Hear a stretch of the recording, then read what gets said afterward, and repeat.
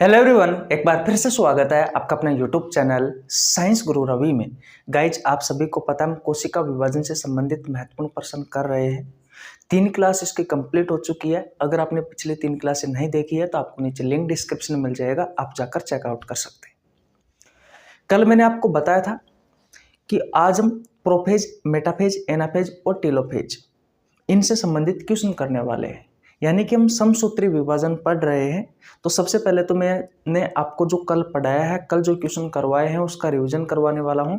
उसके बाद में आज की क्लास की शुरुआत करेंगे। चलिए, वीडियो को शुरू से लेकर के एंड तक देखना, सारी बातें समझ में आएगी। चैनल पर नया तो चैनल को जरूर सब्सक्राइब कर लेना, बेल आइकन को प्रेस कर लेना ताकि आपके पास हमारे वीडियो का नोटिफिकेशन टाइम टू टाइम पहुंच सके। देखो भैया, ध्यान से समझना मेरी बात को, बहुत ज़्यादा इम्पोर्टेंट है। हेडिंग लगा लीजिए, कोशिका विभाजन से संबंधित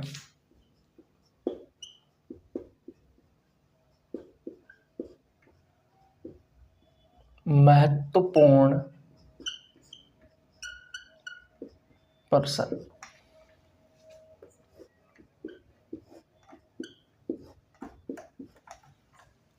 कोशिका विभाजन से संबंधित महत्वपूर्ण प्रश्न। आज के इस क्लास में समसूत्री विभाजन से आपके प्रतियोगी परीक्षाओं में जितने भी क्वेश्चन पूछे जाते हैं वो सभी क्वेश्चन मैं आपको यहाँ पे करवाने वाला हूँ। तो समसूत्री विभाजन अगर आपको क्लियर करना है तो ये वीडियो पूरी देख लेना, और समसूत्री विभाजन अगर आपका क्लियर हो गया तो अर्धसूत्री विभाजन आपका क्लियर हो जाएगा। और समसूत्री विभाजन में अगर आपकी कोई प्रॉब्लम रह गई तो फिर अर्धसूत्री विभाजन आपको समझ में नहीं आएगा। इतना बात आपको याद रखना है। देखो भैया, सबसे पहले मैं रिवीजन करवा देता हूँ। हम समसूत्री विभाजन के बारे में पढ़ रहे हैं। समसूत्री विभाजन, माइटोसिस, सेल डिवीजन यानी कि कोशिका विभाजन। ठीक है, क्या होता है समसूत्री विभाजन? बताओ, समसूत्री विभाजन क्या होता है? मैंने आपको बताया था कि यह वह विभाजन होता है जिसमें बनने वाली जो संतति कोशिकाएं होती है उसमें गुणसूत्रों की संख्या मात्र कोशिका के समान होती है। ये कोई कोशिका है जिसमें 46 गुणसूत्र है। पहले वृद्धि करेगी, वृद्धि करने पर भी इसमें 46 गुणसूत्र होंगे, और जो नई कोशिका बनेगी तो नई कोशिकाओं में भी कितने गुणसूत्र होंगे? 46 गुणसूत्र होंगे। ये पुरानी कोशिका है यानी कि ये मात्र कोशिका है, बताया था मैंने आपको। यही तो विभाजित हुई है, ये कर दिया। ये जो नई कोशिका बनी है इन्हें कहा जाता है पुत्री कोशिका। कल का रिवीजन करवा रहा हूं भैया। या फिर संतति कोशिका कहा जाता है इन्हें। तो मैं लिख देता हूं ताकि आपको समझ में आ जाए कि यह वह विभाजन है, वह विभाजन है जिसमें बनने वाली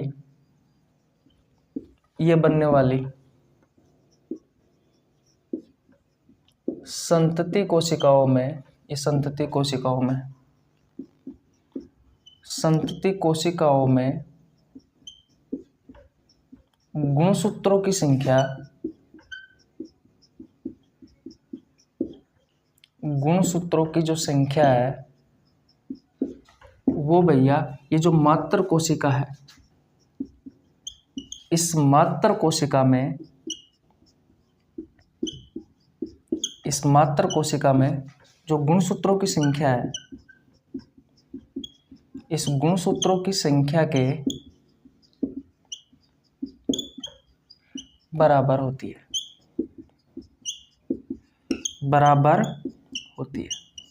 तो ऐसा विभाजन क्या कहलाता है?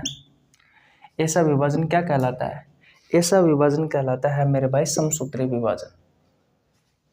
ठीक है, माइटोसिस, सेल डिवीजन, यह वह विभाजन है जिसमें बनने वाली जो संतति कोशिकाएं है या जो पुत्री कोशिकाएं है, इसमें गुणसूत्रों की जो संख्या है वो मात्र कोशिका में गुणसूत्रों की संख्या के बराबर होती है। यानी कि अगर मात्र कोशिका में गुणसूत्रों की संख्या 46 है तो भैया पुत्रीय संतति कोशिका में भी गुणसूत्रों की संख्या कितनी रहेगी? 46 रहेगी। इतनी बात क्लियर है।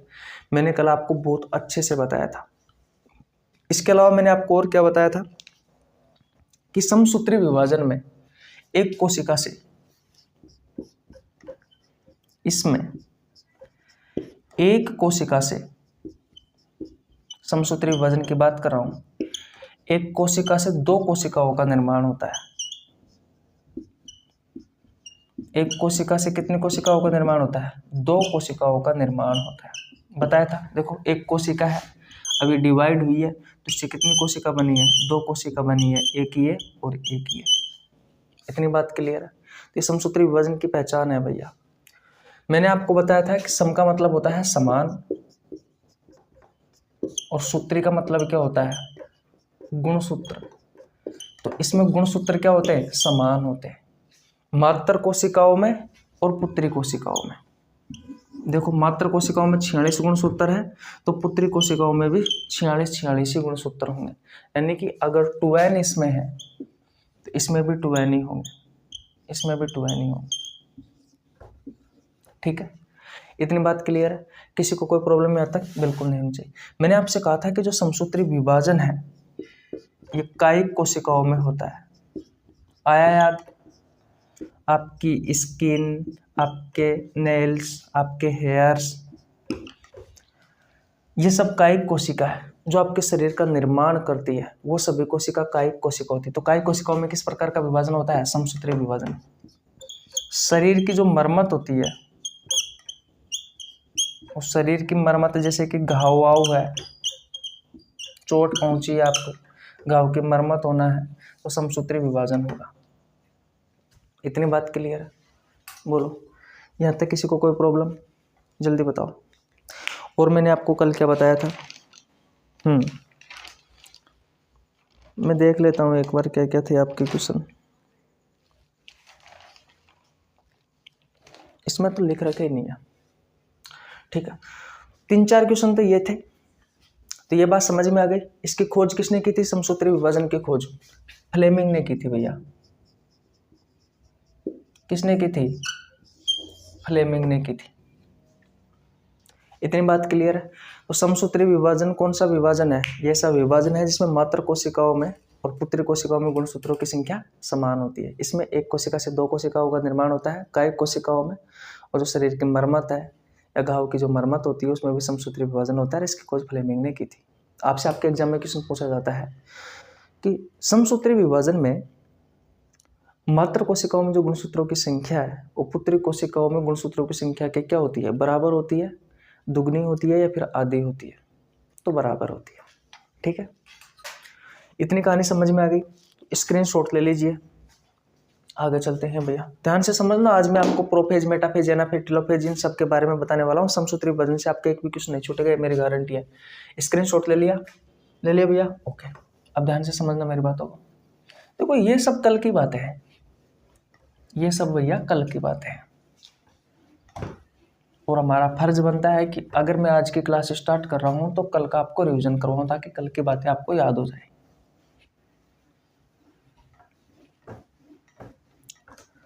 ठीक है, ओके। अब देखिए भैया, देखो मान लीजिए ये कोई कोशिका है। अब ये कोशिका पहले वृद्धि करेगी, तो इसने क्या किया? ये वृद्धि की, और वृद्धि में आप सबको पता है 95% का समय लगता है, और इस वृद्धि प्रावस्था को हम इंटरफेज भी कहते हैं। कहते हैं इंटरफेज। इसे हम अंतरावस्था भी कहते हैं। जो मनुष्य की कोशिका होती है वो 23 घंटे का समय लेती है भैया इस वृद्धि अवस्था में, इंटरफेज में। इसे भी 3 भागों में बांटा गया है, G1, S, G2। इन सब के बारे में आप बहुत अच्छे से जानते हो, इसके बारे में हम पढ़ करके आ चुके हैं। इसलिए कहता हूँ कि अगर आपने पिछली क्लास नहीं देखी है तो जा करके देख लेना, क्योंकि ये एक ऐसा चैप्टर है, इसकी समझ आपको तभी आएगी जब पुरानी बातें अगर आपकी क्लियर है तो। ठीक है, तो जिसने शुरुआत से क्लास नहीं देखी है तो जा करके देख लेना मेरे भाई। मैं कह रहा हूँ कि अगर आप मुझे समय देते हो तो ये घंटे का समय आपका खराब नहीं होगा। आपको जरूर कुछ ना कुछ अच्छी चीजें सिखा करके जाऊंगा मेरे भाई। ठीक है, तो पहले वृद्धि करेगी ये कोशिका, उसके बाद में वृद्धि क्यों करती है ये भी मैंने आपको बताया था। उसके बाद में इसकी विभाजन अवस्था आती है, विभाजन प्रावस्था आती है। इसे हम एम प्रावस्था भी कहते हैं, एम फेज भी कहते हैं। और ये प्रावस्था जो होती है ये दो भागों में बटी हुई होती है। तो जब भी किसी कोशिका का विभाजन होगा, यानी कि इंटरफेज के बाद में विभाजन जो प्रावस्था आएगी, समसूत्री विभाजन की बात कर रहा हूं भैया क्योंकि हम समसूत्री विभाजन पढ़ रहे हैं। तो समसूत्री विभाजन में क्या होगा, सबसे पहले केंद्रक द्रव का विभाजन होगा। केंद्रक द्रव्य का क्या होगा, विभाजन होगा। और केंद्रक द्रव्य का जो विभाजन होता है उसे हम क्या कहते हैं, कल मैंने आपको क्वेश्चन भी करवाया था, कैरियोकाइनेसिस कहते हैं। क्या कहते हैं, कैरियोकाइनेसिस कहते हैं। उसके बाद में कोशिका द्रव्य का विभाजन होगा, कोशिका द्रव्य का विभाजन होगा। इतनी बात क्लियर है। पहले केंद्रक द्रव का विभाजन उसे कैरियोकाइनेसिस, फिर कोशिका द्रव्य का विभाजन इसे साइटोकाइनेसिस कहा जाता है। याद रखना, जंतु कोशिकाओं में जो समसूत्री विभाजन होता है, उस समसूत्री विभाजन में जो कोशिका द्रव्य का विभाजन होता है वो खांचन विधि द्वारा होता है। किस विधि द्वारा होता है, खांचन विधि द्वारा। जंतु कोशिकाओं की बात कर रहा हूं मैं, पादप कोशिकाओं की नहीं। तो जंतु कोशिकाओं में, खैर छोड़ो, इसके बारे में हम आपको कल बताएंगे, पर मैंने आपको बता दिया, अगर आपके एग्जाम में है तो कर लेना। केंद्रक द्रव का विभाजन करते हैं। देखो दोबारा से समझो, कोई कोशिका है, ये अपने आप को डिवाइड करती है, लेकिन डिवाइड करने से पहले ये इंटरफेज प्रावस्था में जाएगी। पहले ये वृद्धि करेगी, उसके बाद में इसका विभाजन होगा। तो इंटरफेज के बारे में हम अच्छे से पढ़ के आए, जिसमें हमने G1 पढ़ा, S पढ़ा, G2 पढ़ा। उसके बाद में वृद्धि के बाद में इसका विभाजन प्रावस्था आ गई, जिसे हम एम प्रावस्था भी कहते हैं, एम फेज भी कहते हैं। इस एम फेज के भी दो पार्ट होते हैं, दो प्रावस्था होती है। एक जिसमें पहले केंद्रक द्रव्य का विभाजन होता है, इसे कैरियोकाइनेसिस कहा जाता है। दूसरा कोशिका द्रव्य का विभाजन होता है, इसे हम साइटोकाइनेसिस कहा जाता है, जिसे हम साइटोकाइनेसिस कहते हैं। ठीक है। और साइटोकाइनेसिस यानी कि कोशिका द्रव्य का जो विभाजन होता है वो जंतु कोशिकाओं में किस विधि द्वारा होता है, खांचन विधि द्वारा होता है। बस रेलवे में इतना ही पूछा जाता है, ज्यादा पूछा नहीं जाता।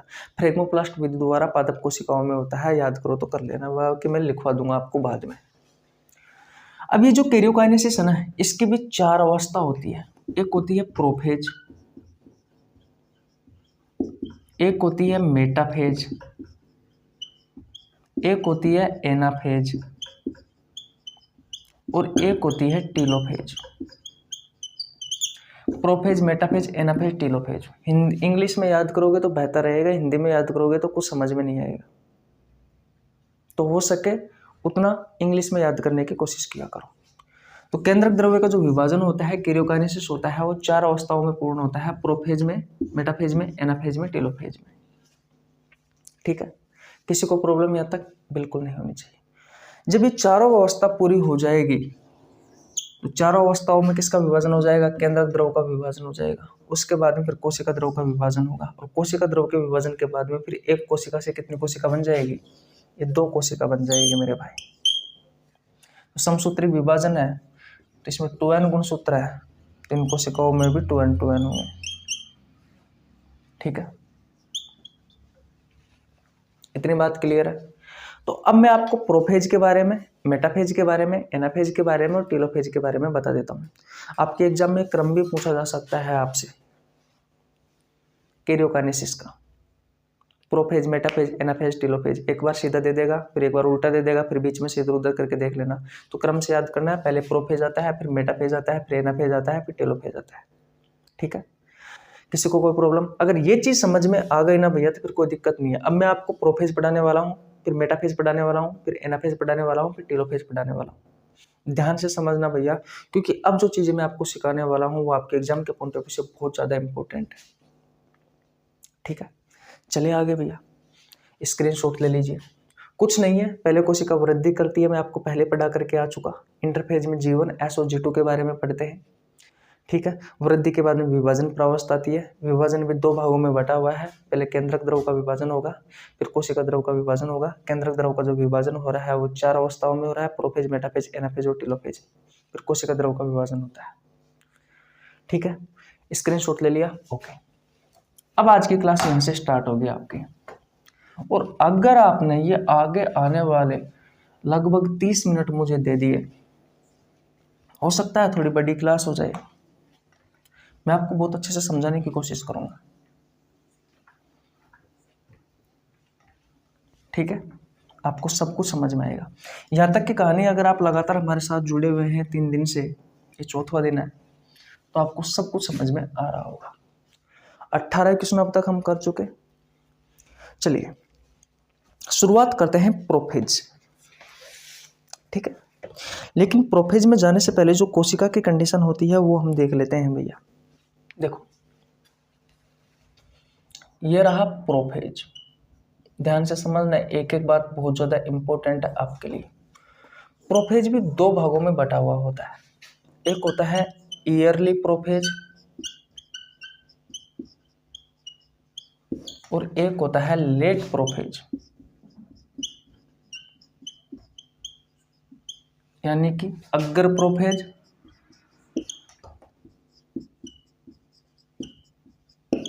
और पश्च प्रोफेज।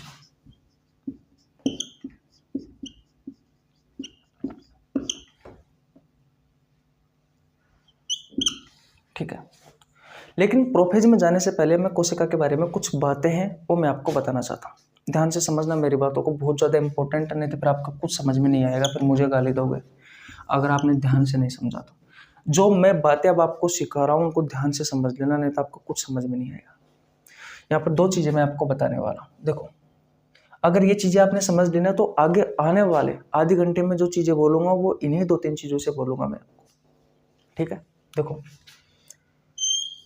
सिंपल, ये कोशिका है। ये क्या है? ये कोशिका है। कोशिका में ये केंद्रक है भैया, सीधी सी बात है। तो कोशिका को सुरक्षा प्रदान करने के लिए आप सभी को पता है कोशिका के चारों ओर एक झिल्ली होती है कि नहीं है, जिसे हम क्या कहते हैं? जिसे हम कोशिका झिल्ली कहते हैं। जंतु कोशिका में कोशिका झिल्ली होती है सबसे बाहरी परत, और पादप कोशिका में जो सबसे बाहरी परत होती है वो कोशिका भित्ति होती है। यहाँ पर क्या है? यहाँ पर है कोशिका झिल्ली। ठीक है, किसी को प्रॉब्लम यहाँ तक? बिल्कुल नहीं होनी चाहिए। ये केंद्रक है आपका, ये आपका केंद्रक है। केंद्रक को सुरक्षा प्रदान करने के लिए केंद्रक के चारों ओर एक झिल्ली और पाई जाती है जिसे कहा जाता है केंद्रक झिल्ली। जिसे क्या कहा जाता है? जिसे केंद्रक झिल्ली कहा जाता है। जिसे केंद्रक झिल्ली कहा जाता है। ये जो केंद्रक है, इस केंद्रक को सुरक्षा प्रदान करने के लिए केंद्रक के चारों ओर क्या होती है? केंद्रक झिल्ली होती है। और कोशिका की सबसे बाहरी परत क्या होती है? कोशिका झिल्ली होती है। तो कोशिका झिल्ली और केंद्रक झिल्ली के बीच में यहाँ पर एक द्रव भरा रहता है भैया। उस द्रव को क्या कहा जाता है? इसे कहा जाता है कोशिका द्रव। ध्यान से सुनोगे तभी बातें समझ में आएगी मेरे भाई। उसे कोशिका द्रव साइटोप्लाज्म कहा जाता है। और इसी साइटोप्लाज्म में क्या होते हैं? हमारे कोशिकांग होते हैं, जैसे कि endoplasmic reticulum, Golgi body, mitochondria, lysosome. ठीक है, ये सभी हम यहाँ पर उपस्थित होते हैं। इतनी बात क्लियर? किसी को प्रॉब्लम यहाँ तक? बिल्कुल नहीं होनी चाहिए। इसके अंदर की तरफ धागेनुमा संरचना पड़ी रहती है। इसे, ये जो धागेनुमा संरचना आपको दिखाई दे रही है इसे कहा जाता है क्रोमेटिन। धागेनुमा संरचना, और ये क्रोमेटिन आगे जाकर के गुणसूत्रों का निर्माण करती है। इतना आपको ध्यान रखना है। ठीक है, इंपॉर्टेंट है। केंद्रक में जो धागेनुमा संरचना पड़ी हुई है उसे क्या कहा हमने?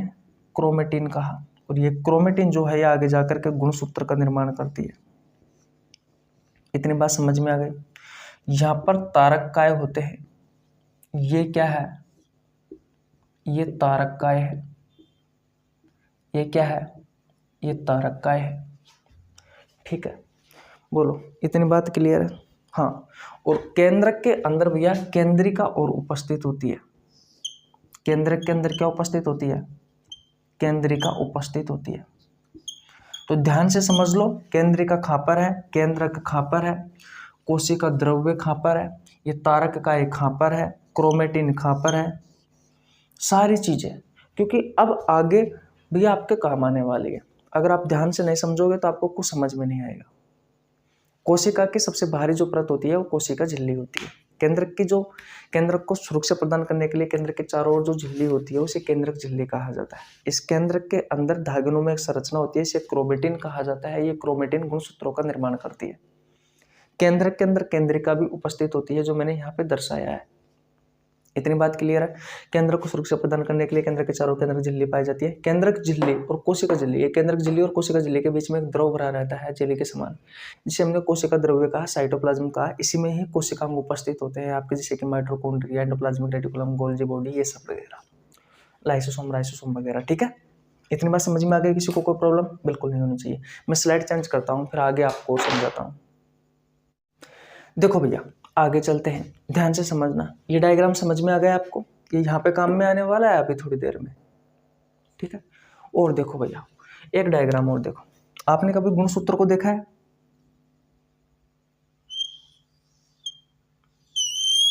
इस तरीके से गुणसूत्र होता है। कैसे होता है गुणसूत्र? ऐसे होता है। ये गुणसूत्र बीच में से जुड़ा हुआ रहता है, ये गुणसूत्र है। तो गुणसूत्र की ये जो भुजा आपको दिखाई दे रही है, इन भुजाओं को क्या कहा जाता है? इन्हें क्रोमेटिड कहा जाता है। क्या कहा जाता है? क्रोमेटिड। ठीक है, और ये गुणसूत्र की भुजा जिस जगह पर जुड़ी हुई होती है, तो बीच में एक बिंदु होता है जिसे कहा जाता है सेंट्रोमियर। ठीक है, और इस सेंट्रोमियर से जस्ट ऊपर की तरफ इस तरीके से डिस्क के समान संरचना होती है, इसे कहते हैं काइनेटोकोर। काइनेटोकोर।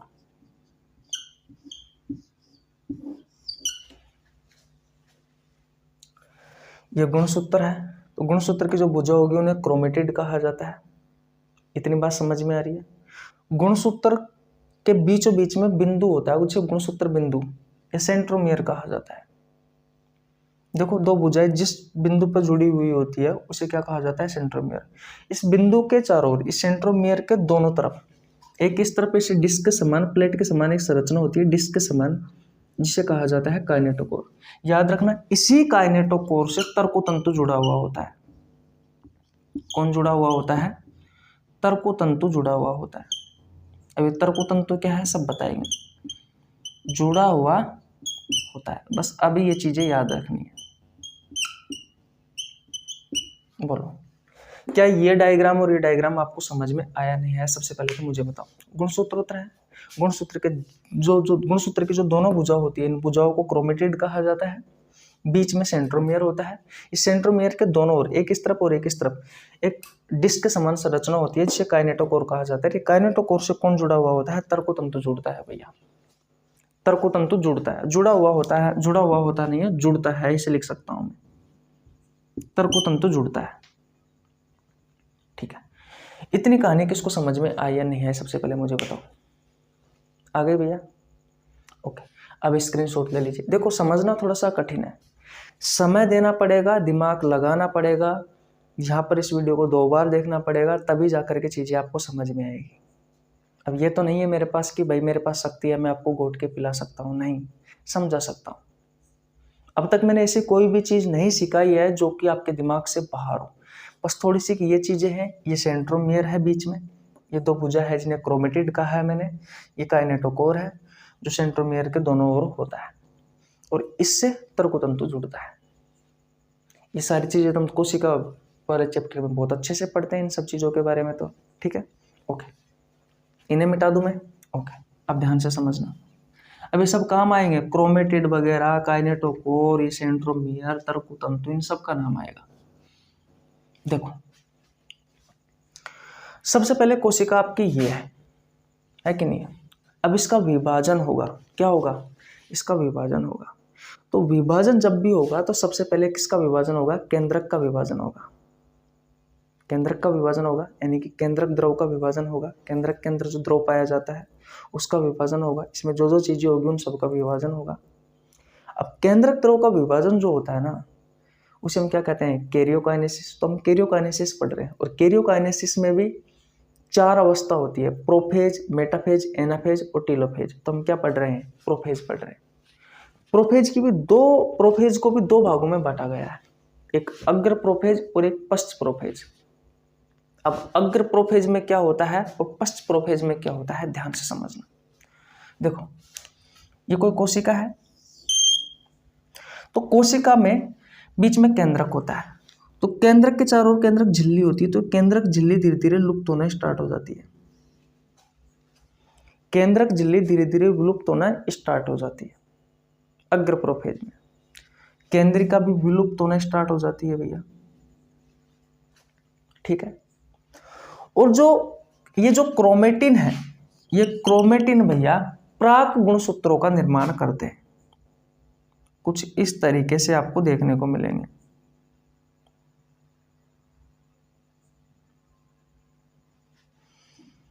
और तारकाएं जो है वो ध्रुवों की ओर गति करने लग जाते हैं। तो देखो, ये तारकाएं है, अब ये इधर ध्रुवों की ओर जा रहे हैं, तो ध्रुवों की ओर गति कर रहे हैं भैया। तो देखो, यहां से ये तारकाएं ध्रुवों की ओर गति करना स्टार्ट हो गए। तो अग्र प्रोफेज में जो लाइनें हैं वो मैं लिख देता हूं। देखो, लाइन क्या क्या है। पहली है कि केंद्रक झिल्ली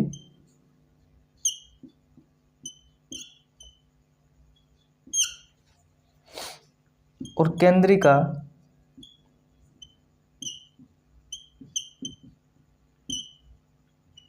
विलुप्त होना स्टार्ट हो जाती है, ठीक है। पहली बात क्लियर है। दूसरा, जो तारकाएं हैं, ये तारकाएं ध्रुवों की ओर गति करने लग जाते हैं,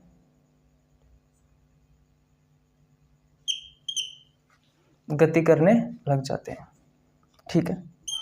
और ये जो क्रोमेटिन है, जो धागेनुमा संरचना है, ये क्रोमेटिन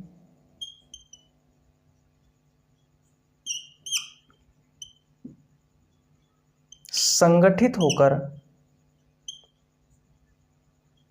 किसका निर्माण करती है, प्राक गुणसूत्रों का। ये जो आपको संरचना दिखाई दे रही है, ये वाली, ये प्राक गुणसूत्र है। जो ये धागेनुमा जो संरचना थी, जिन्हें हमने क्रोमेटिन कहा, तो ये क्रोमेटिन संगठित होकर के किसका निर्माण कर रहे हैं, गुणसूत्रों का। यानी कि क्रोमेटिन जो है ये संगठित होकर के प्राक गुणसूत्रों का निर्माण कर रहे हैं। ये होता है भैया अग्र प्रोफेज में। ये किस में होता है, अग्र प्रोफेज में, ठीक है। इतनी बात क्लियर है। अब देखो, लेट प्रोफेज में क्या होता है। तो जो केंद्रक झिल्ली होती है ना, वो लुप्त हो जाती है, बिल्कुल लुप्त हो जाती है, कोई हल्की फुल्की दिखती है भैया आपको। केंद्रिका भी लुप्त हो जाती है। तारकाएं जो है वो ध्रुवों की ओर अभी भी गति कर रहे हैं, लेकिन इसमें जो गुणसूत्र है, वो गुणसूत्र मोटे व कुंडलित रूप में आ जाते हैं भैया। इसमें जो गुणसूत्र है वो मोटे व कुंडलित रूप में आ जाते हैं भैया। जैसे कि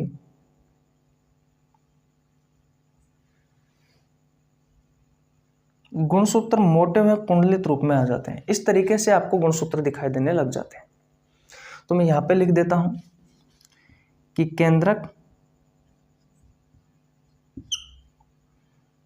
केंद्रक झिल्ली और केंद्रिका विलुप्त, ठीक है। केंद्रक झिल्ली और केंद्रिका विलुप्त। तारकाएं जो है वो ध्रुवों की ओर क्या कर रहे हैं, गति कर रहे हैं। इसके अलावा याद रखना, जो कोशिकांग है भाई, ये कोशिका द्रव है, तो इस कोशिका द्रव में क्या होते हैं, कोशिकांग होते हैं। जैसे कि एंडोप्लाज्मिक रेटिकुलम होता है, गोल्गी बॉडीज होता है, ये सब विलुप्त तो होना स्टार्ट हो जाते हैं, ये सब विलुप्त होना स्टार्ट हो जाते हैं। इसके अलावा यहाँ पर गुणसूत्र का निर्माण हो जाता है। देखो गुणसूत्र आपको दिखाई दे रहा है ना, तो गुणसूत्र का क्या हो जाता है, निर्माण हो जाता है। बोलो इतनी कहानी आपको समझ में आई या नहीं आई? स्क्रीनशॉट ले लीजिए और 1 मिनट रुकना भैया। देखिए भैया, बोलो यहां तक की कहानी आपको समझ में आई या नहीं आई? क्या प्रोफेज आपको समझ में आया या नहीं आया? प्रोफेज में मैंने आपको 2 चीजें बताई, अग्र प्रोफेज यानी कि ईयरली प्रोफेज और लेट प्रोफेज। ये कोशिका बताई थी, इस कोशिका में जो जो कंडीशन थी वो चीजें मैंने आपको बताई थी। फिर मैंने इतना बताया है कि इसमें जो केंद्रक झिल्ली होती है और जो केंद्रिका होती है वो विलुप्त होना स्टार्ट हो जाती है। तारककाय ध्रुवों की ओर गति करते रहते हैं। तीसरी चीज मैंने ये बताई कि क्रोमेटिन संगठित होकर के प्राग गुणसूत्रों का निर्माण करते हैं, जो कि आप देख सकते हैं पूर्ण रूप से गुणसूत्र नहीं बना है अभी तक, प्राक गुणसूत्र नाम दिया गया है इसे।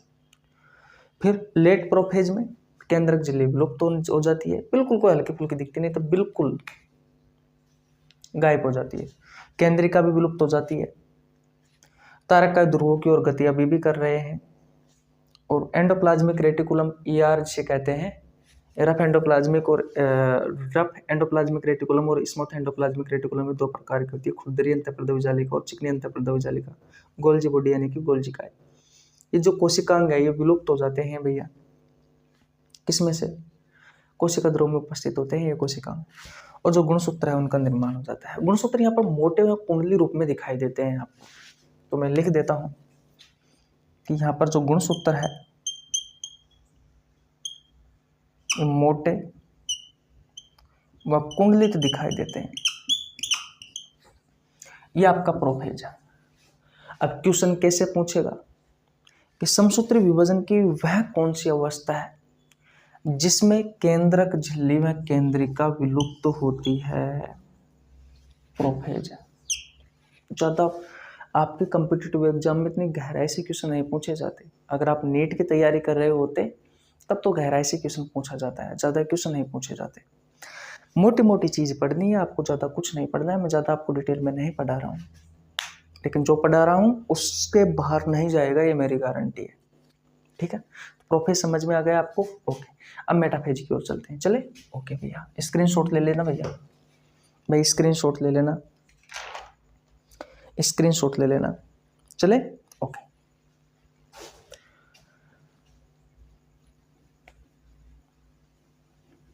ध्यान से समझना, एक एक चीज बहुत ज्यादा इंपॉर्टेंट है।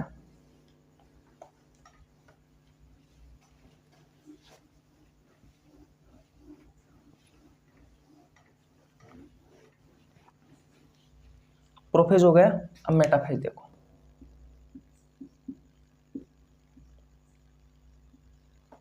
मेटाफेज में भी 2 ही, ईयरली मेटाफेज यानी कि अग्र मेटाफेज और लेट मेटाफेज।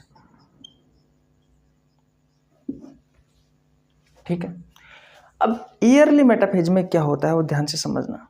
देखो सबसे बड़ी बात तो यह है कि अभी भी जो तारककाय है वो ध्रुवों की ओर गति कर रहे हैं। तो मैं पहला पॉइंट तो ये लिख लेता हूं कि जो तारककाय है वो ध्रुवों की ओर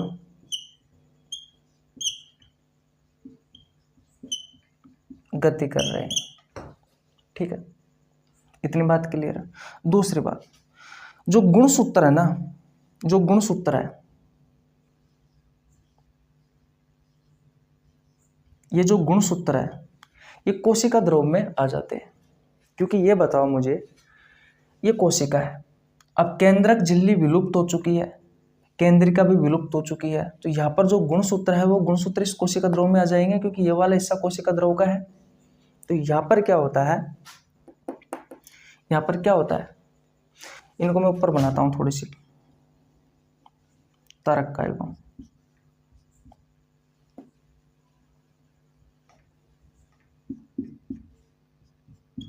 हाँ अब सही है, अभी भी ये गति कर रहे हैं। तो गुणसूत्र जो है वो कोशिका ध्रुव में आ जाते हैं। गुणसूत्र कोशिका द्रव्य में आ जाते हैं। इतनी बात क्लियर है, समझ में आ रहा है। लेट प्रोफेज में हमने देखा था केंद्रक झिल्ली और केंद्रिका पूर्ण रूप से विलुप्त हो गई थी, कोशिकांग भी विलुप्त हो गए थे। तो अब जो गुणसूत्र है वो किस में आ गए, कोशिका ध्रुव में आ गए। तारक का अभी भी ध्रुवों की ओर जा रहे हैं, लेकिन इसमें हल्का सा क्या हुआ, इसमें तर्कतंतु का निर्माण हो जाता है। इसमें किसका निर्माण हो जाता है, तर्कतंतु का। और मैंने जब शुरुआत की थी, जब ये डायग्राम बनाया था, तो मैंने आपको बताया था कि जो तर्कतंतु होता है वो काइनेटोकोर से जुड़ा हुआ होता है। तो बीच में क्या होता है, सेंट्रोमियर होता है, और सेंट्रोमियर के जस्ट यहाँ पे पास में, यहाँ पर दोनों तरफ क्या होते हैं, ये दोनों तरफ क्या होते हैं, ये होते हैं भैया काइनेटोकोर। काइनेटोकोर होते हैं, ठीक है। और इस काइनेटोकोर से ये तारक काय और काइनेटोकोर इस तरीके से जुड़े होते हैं। तो तारक काय और काइनेटोकोर के बीच में ये किसका निर्माण हुआ है, ये तर्कतंतु है भैया, ये तर्कतंतु है। तो आपसे क्वेश्चन पूछा जाए कि तर्कतंतु किस किस के बीच में जुड़ा हुआ होता है, तो तारक काय के और काइनेटोकोर के, ठीक है। तो तीसरा पॉइंट मैं लिख देता हूं कि तर्कतंतु जो होता है, तर्कतंतु होता है ये काइनेटोकोर और तारक काय जो होता है, इस तारक काय से जुड़ा होता है। ये जो रस्सी के समान आपको ये चीजें ये संरचना दिखाई दे रही है ना, ये एक तरफ तो तारक काय से जुड़ा हुआ होता है, ये तारक काय है भैया, जो ध्रुवों की ओर गति कर रहे हैं, जुड़ा होता है। अब यहां पर क्या होता है, इसके चारों ओर एक एस्टर रे का निर्माण हो जाता है भैया। एस्टर रे का निर्माण होना स्टार्ट हो जाता है इसके चारों ओर। तो ये क्या है, इसके चारों ओर, किसके, तारक काय के चारों ओर एस्टर रे। और ये जो एस्टर रे होती है ना, माइक्रोट्यूब्यूल की बनी हुई होती है। माइक्रोट्यूब्यूल एक प्रोटीन होती है भैया, तो इसकी बनी हुई संरचना होती है ये एस्टर रे। मेरी बातों को ध्यान से सुनोगे तो सब चीजें आपको समझ में आएगी। मैंने क्या कहा कि तारक काय के चारों ओर एस्टर रे का निर्माण स्टार्ट हो जाता है।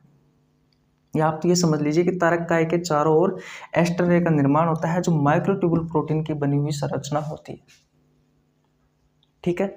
और इसका काम क्या है, इसका काम है तारक काय को स्थायित्व प्रदान करना। किसका, इस माइक्रोट्यूब्यूल का नहीं, इस एस्टर रे का, तारक काय को स्थायित्व प्रदान करना, यानी कि एक जगह पर रोकना, ध्रुवों पर रोकने का काम करती है ये, ध्रुवों पर रोकने का काम करती है। किसको, इस तारक काय को। तो ये तो भैया आपको ईयरली मेटाफेज में देखने को मिलता है। लेट मेटाफेज में देखने को क्या मिलता है, वो ध्यान से समझिए भैया, वो ध्यान से समझिए। इसमें जो होते हैं वो तारक काय ध्रुवों पर पहुंच जाते हैं। इसमें क्या होता है, इसका डायग्राम ऊपर बना रहा हूं कि तारक काय जो है वो ध्रुवों पर पहुंच गए। ये देखो, इसके चारों ओर ये एस्टर रे है, और इस एस्टर रे का निर्माण किससे होता है, इस एस्टर रे का निर्माण हुआ है माइक्रोट्यूब्यूल से। माइक्रोट्यूब्यूल प्रोटीन की एक संरचना होती है, माइक्रो कहने का मतलब माइक्रोट्यूब्यूल प्रोटीन से एस्टर रे का निर्माण हुआ है। तो जो एस्टर रे है माइक्रोट्यूब्यूल प्रोटीन की बनी हुई एक संरचना होती है, जो तारक काय को स्थायित्व प्रदान करने का काम करती है। तो यहाँ पर तारक काय ध्रुवों पर पहुंच गए हैं। तो पहला पॉइंट मैं ये लिख लेता हूं कि तारक काय ध्रुवों पर, सही लिखा है कि ध्रुवों पर पहुंच जाते हैं। तारक काय ध्रुवों पर पहुंच जाते हैं। इतनी बात क्लियर है, तारक काय ध्रुवों पर पहुंच जाते हैं। हाँ अभी तो टाइम बचा हुआ है 2-5 मिनट का। तारक काय ध्रुवों पर पहुंच जाते हैं, ठीक है। और इसमें क्या होते हैं, जो गुणसूत्र होते हैं ना, गुणसूत्र वो मध्य पट्टिका पर आ जाते हैं। तो ये बीच में मध्य पट्टिका होती है भैया,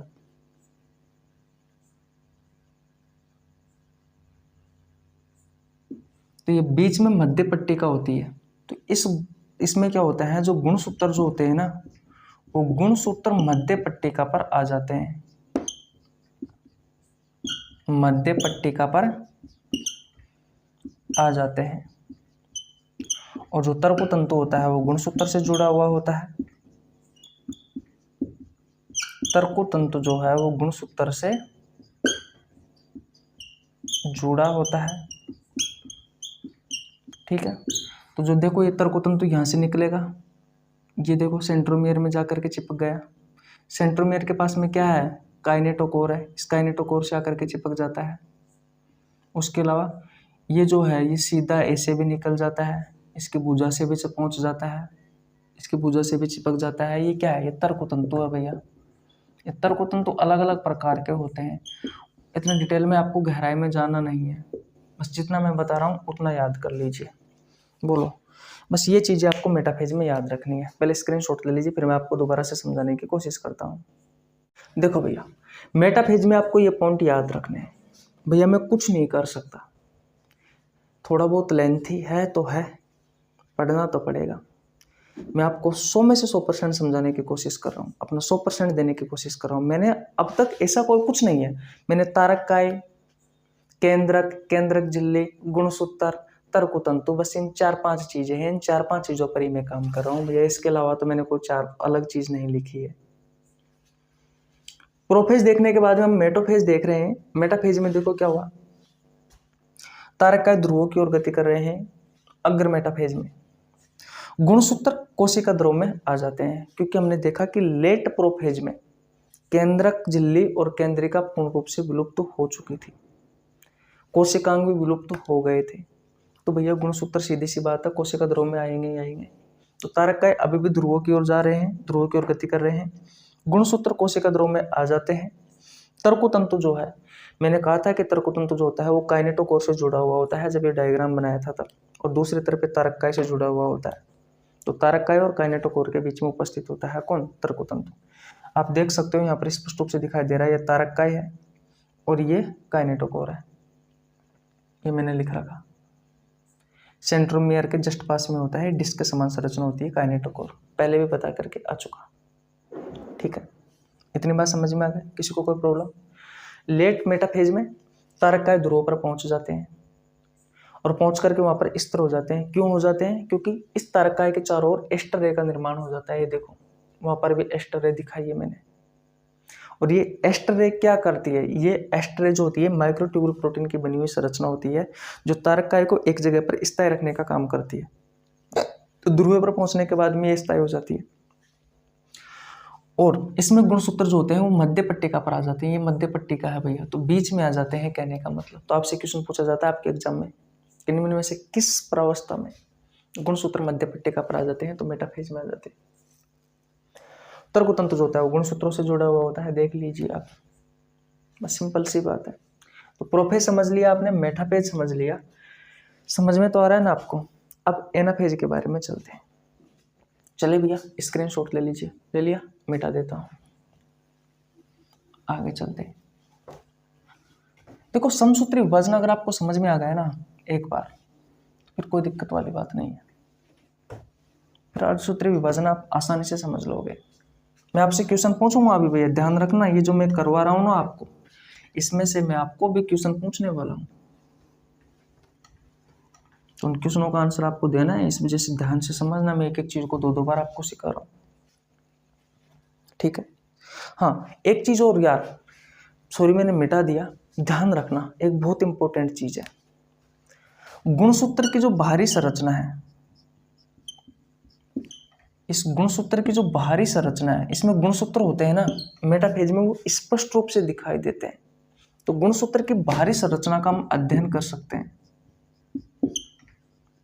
गुणसूत्र की बाहरी संरचना का हम अध्ययन कर सकते हैं किस अवस्था में, किस फेज में, तो मेटाफेज में। आपके एग्जाम में पूछा गया क्वेश्चन है,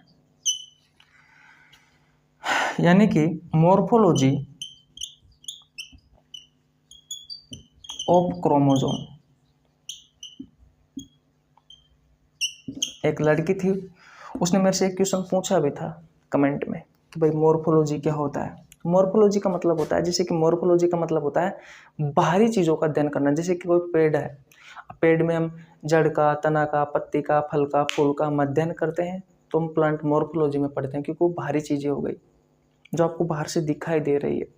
वैसे ही गुणसूत्र की बाहरी संरचना का अध्ययन यानी कि मॉर्फोलॉजी ऑफ क्रोमोसोम किस फेज में करेंगे, किस अवस्था में करेंगे, किस प्रावस्था में करेंगे, मेटाफेज में। तो याद रखना, इंपॉर्टेंट है क्वेश्चन।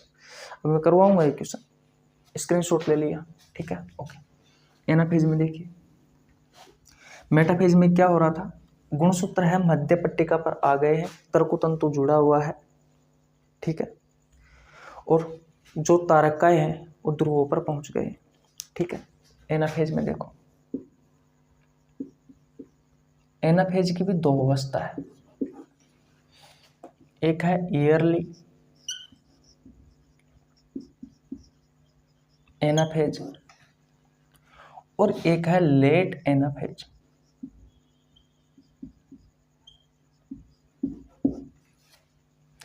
अब सबसे पहले बात आती है कि भाई ईयरली एनाफेज में क्या होता है कि नहीं। तो कुछ नहीं होता, सेंट्रोमियर का विभाजन हो जाता है। देखो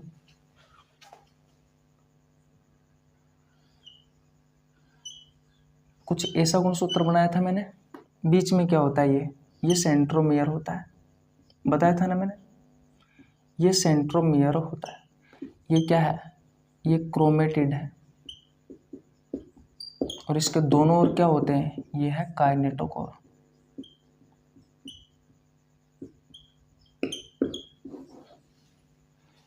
किसी को प्रॉब्लम यहाँ तक बिल्कुल नहीं होनी चाहिए, ये चीजें मैं आपको पहले भी पढ़ा करके आ चुका हूं। इस सेंट्रोमियर के दोनों ओर डिस्क के समान संरचना होती है, जिसे कहा जाता है काइनेटोकोर। इस काइनेटोकोर से कौन जुड़ा हुआ होता है, तर्कुतंतु जुड़ा हुआ होता है। कौन जुड़ा हुआ होता है मेरे भाई, तर्कुतंतु जुड़ा हुआ होता है। बात क्लियर है, किसी को प्रॉब्लम। इसमें क्या होता है, ईयरली एनाफेज में जो सेंट्रोमियर होता है, इस सेंट्रोमियर का विभाजन हो जाता है। जैसे कि मैं डायग्राम बनाता हूं, ये तारकाएं हो गए, इसके चारों तरफ ये एस्टर रे हो गई, है कि नहीं है, और इसका विभाजन हो जाता है।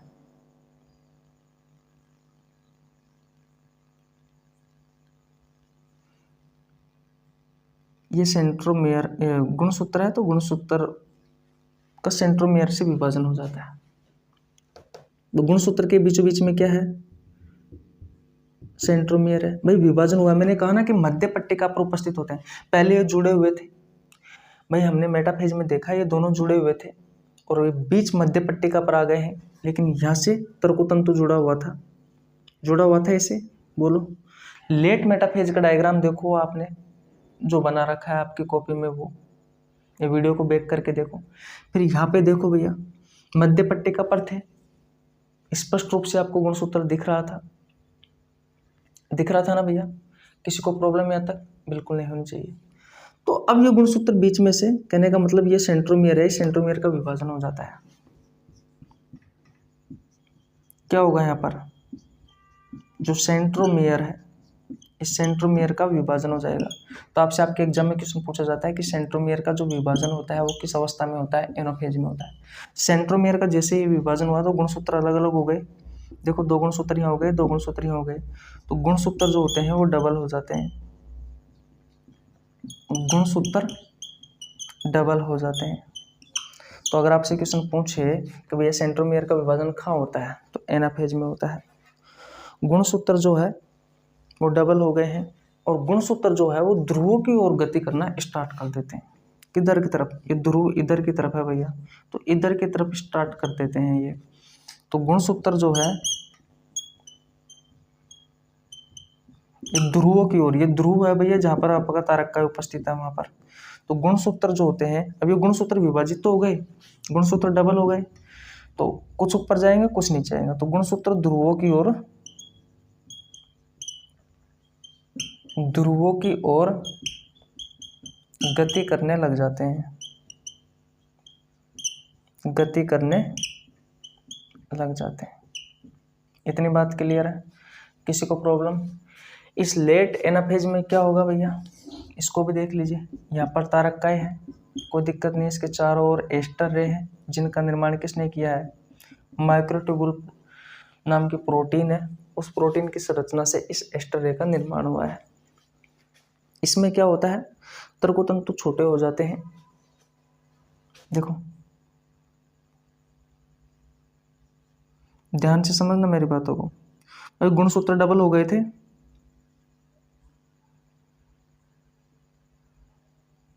गुणसूत्र डबल हो गए थे, तो गुणसूत्र के बीच में ये जो है ये सेंट्रोमियर है, तो इससे क्या जुड़ा हुआ है? तारककाय जुड़ा हुआ है कि नहीं है? तो यहाँ पर जो है तर्कतंतु छोटा हो जाता है। इसमें पहला पॉइंट तो आपको ये लिखना है। देखो पहले तर्कतंतु बिल्कुल बीच में था, यहाँ पे सेंट्रोमियर का विभाजन हुआ, और सेंट्रोमियर के विभाजन होने के पश्चात जो गुणसूत्र है वो डबल हो गए थे, और गुणसूत्र ध्रुवों की ओर गति करने लग गए। तो ध्रुवों की ओर गति करने लग गए तो भैया ये रस्सा छोटा होगा नहीं होगा? ये क्या कर रहा है? गुणसूत्र को खींच रहा है। ये रस्सा है तर्कतंतु जो गुणसूत्र को खींचने का काम कर रहा है। गुणसूत्र को बीच में से तोड़ दिया, इसलिए गुणसूत्र डबल हो गए। अब ये अपनी ओर खींच रहा है, तो यहाँ पर क्या होगा, ये जो तर्कतंतु है, ये तर्कतंतु छोटा हो जाता है।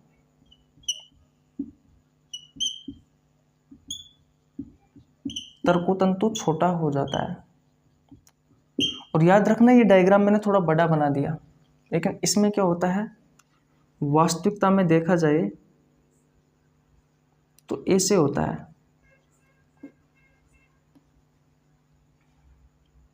ये जो गुणसूत्र है ये ध्रुवों पर ही पहुंच जाते हैं। तो दूसरा पॉइंट ये लिख लीजिए, ये गुणसूत्र जो है ये ध्रुवों पर पहुंच जाते हैं।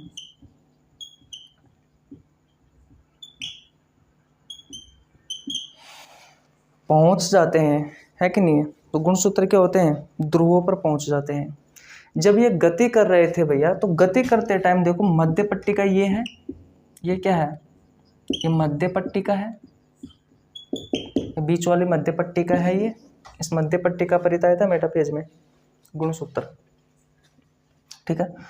तो इसमें क्या होता है कि जो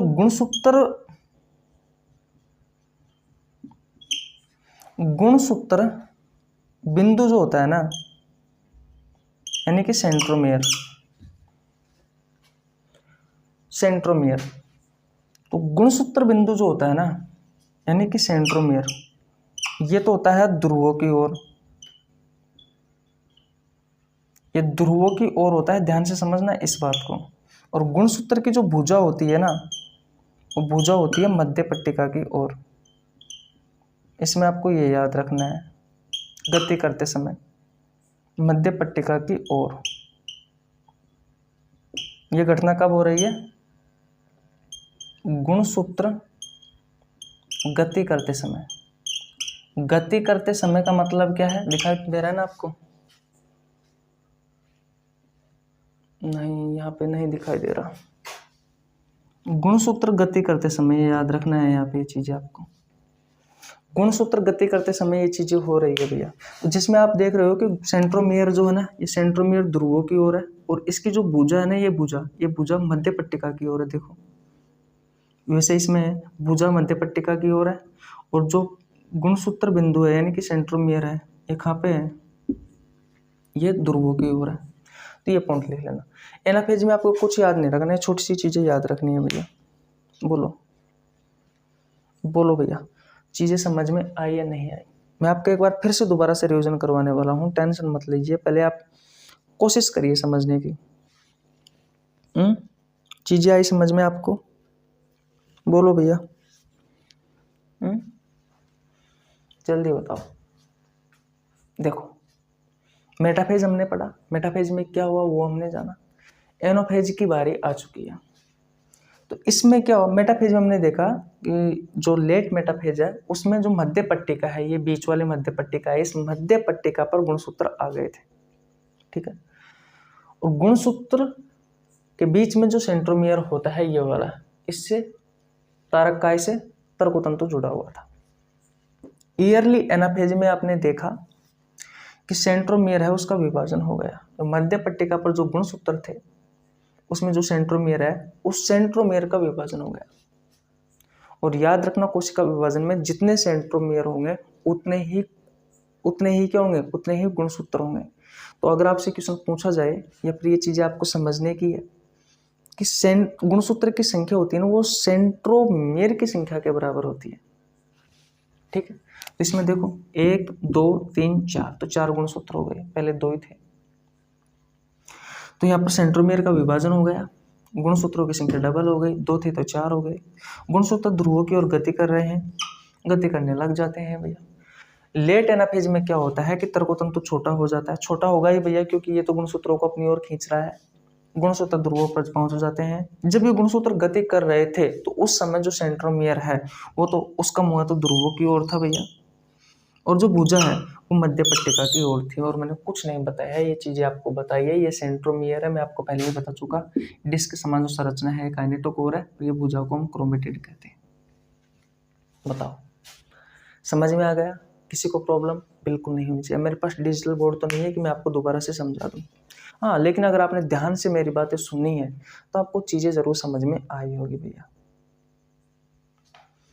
अगर आपको समझ में नहीं आया तो वीडियो को एक बार बैक करके फिर दोबारा देख लेना। मैंने एक एक जो पॉइंट बोला है उन पॉइंटों को ध्यान से समझना मेरे भाई, आपको बहुत कुछ सीखने को मिलेगा, नई नई चीजें। आपको एक बार में समझ में नहीं आता, वीडियो को बैक करके देख लेना, जरूर समझ में आएगा 100 में से 100%। यहाँ पे समझ में आ गया? ठीक है, देखो गुणसूत्र ध्रुवों पर पहुंच गए हैं यहाँ पर, है कि नहीं? तर्कोतंतु भी छोटा हो चुका है। अब एनाफेज में क्या होता है वो देखो। वो एनाफेज में नहीं, एनाफेज तो हमने पढ़ लिया। टीलोफेज में क्या होता है वो समझो।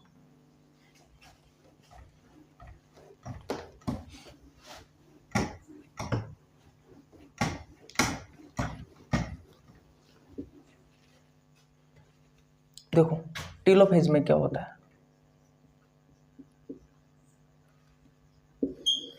टीलोफेज में कुछ भी नहीं होता भैया। टीलोफेज का अगर आप डायग्राम देखोगे तो ये तारककाय है, ठीक है, और यहाँ पर क्या पहुंच जाते हैं, देखो यहाँ पर वापस केंद्रक झिल्ली आ जाती है। केंद्रक झिल्ली व केंद्रिका वापस आ जाती है। पहले मैं पॉइंट लिख देता हूँ, उसके बाद मैं आपको समझा दूंगा, ठीक है।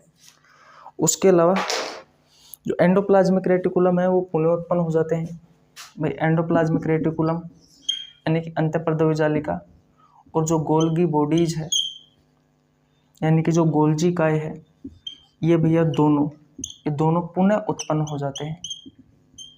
ये दोनों क्या हो जाते हैं, ये दोनों पुनः उत्पन्न हो जाते हैं। इतनी बात क्लियर है?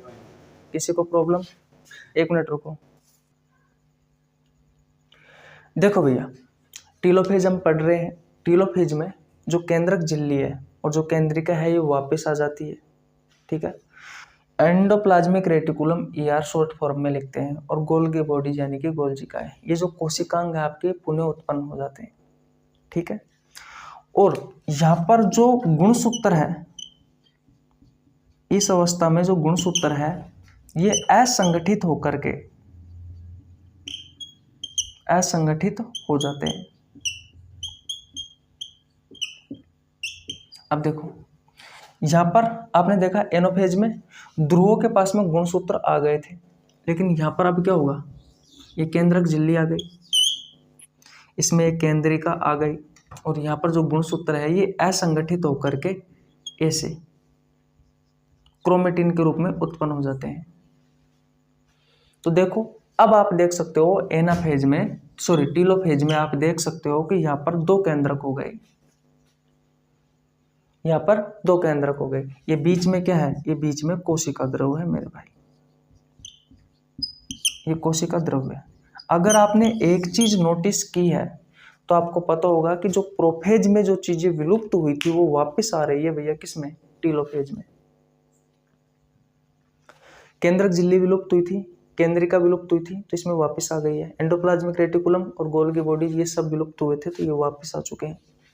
उसमें मैंने आपको बताया था कि क्रोमेटिन संगठित होकर के प्राक गुणसूत्रों का निर्माण करते हैं, और फिर प्राक गुणसूत्र जो होता है वो गुणसूत्र मोटा हो जाता है और कुंडली के रूप में हो जाता है, यानी कि गुणसूत्र का निर्माण हो जाता है। लेकिन इसमें जो गुणसूत्र है वो वापस असंगठित हो जाता है, यानी कि वापस टूट जाता है। किसके रूप में? क्रोमेटिन के रूप में, धागों के रूप में। तो देख सकते हो 2 केंद्रक बन गए, क्योंकि अब नए नए देखो, इधर भी गुणसूत्र थे पहले, यहाँ भी ध्रुवों के पास भी गुणसूत्र थे, है कि नहीं है? तो यहाँ पर क्या आ चुके हैं, यहाँ पर क्या आ गए हैं? ये कहने का मतलब ये है ना, ये क्या बोलते हैं इसको, तारक का ये बाहर रहता है ध्रुवों पर, इतना आपको ध्यान रखना है, अंदर नहीं रहता इसमें। तो अब देखो केंद्रक का विभाजन हो चुका है। अब केंद्रक के विभाजन के बाद में क्या होता है, फिर कोशिका विभाजन होता है। तो मैं कोशिका विभाजन भी आपको बता ही देता हूँ। कोशिका का नहीं, कोशिका द्रव्य का विभाजन होता है। ये कोशिका द्रव्य है, तो अब कोशिका द्रव्य विभाजन होगा। और कोशिका द्रव्य विभाजन को क्या कहा जाता है?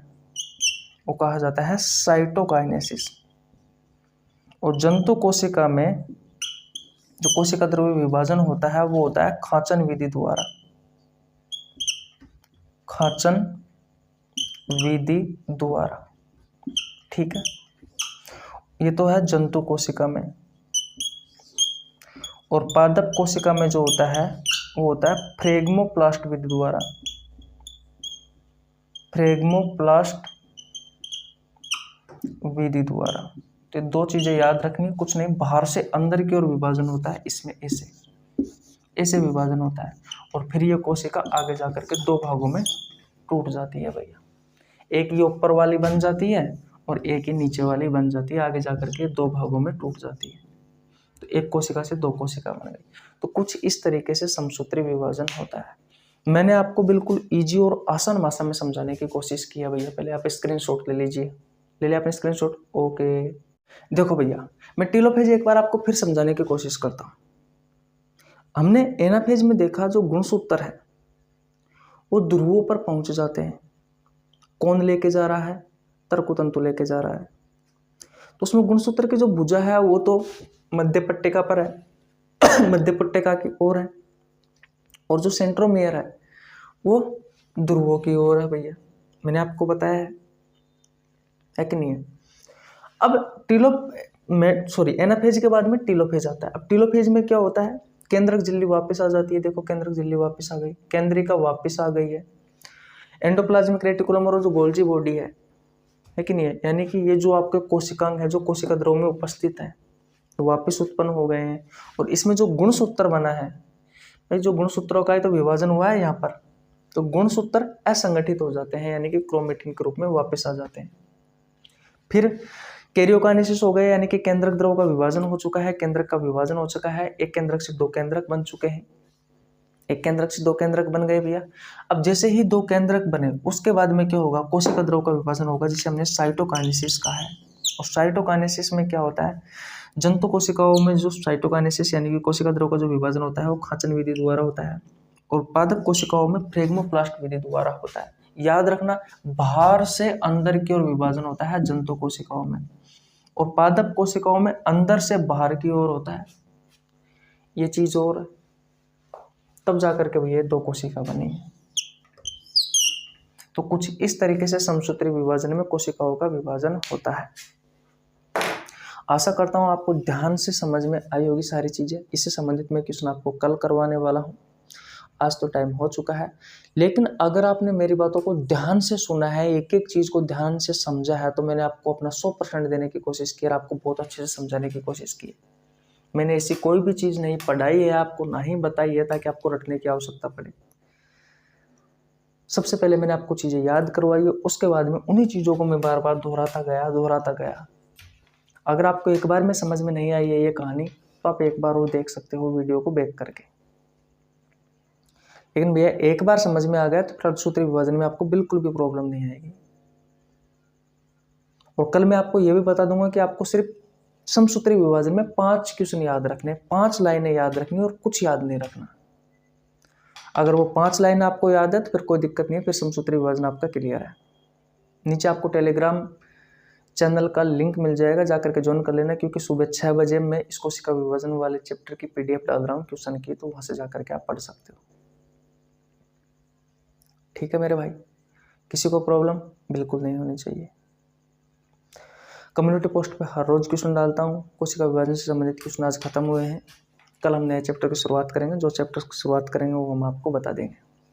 टेलीग्राम चैनल पर भी मैं रोज आपको 15-20 क्वेश्चन का टेस्ट करवाता हूँ, वहाँ पर भी चैप्टर समाप्त हो चुका है रेस्पिरेटरी सिस्टम, तो वहाँ पर भी हम नए चैप्टर की शुरुआत करेंगे, तो टेलीग्राम चैनल ज्वाइन कर लेना भैया, ठीक है। ओके, मिलते हैं नेक्स्ट वीडियो में, तब तक के लिए जय हिंद, जय भारत, राम राम। पिछली क्लास नहीं देखी है तो जाकर के देख लेना भैया, मैंने बहुत अच्छे से चीज़ों को सिखाया है और यहाँ तक भी चीज़ें आपको समझ में आ गई होगी, क्योंकि एक एक चीज़ मैंने लिखी है, डायग्राम बनाया है। अगर आपने समझने की कोशिश की है, मुझे टाइम दिया है, तो आपको ज़रूर फायदा मिलेगा। Okay, bye bye.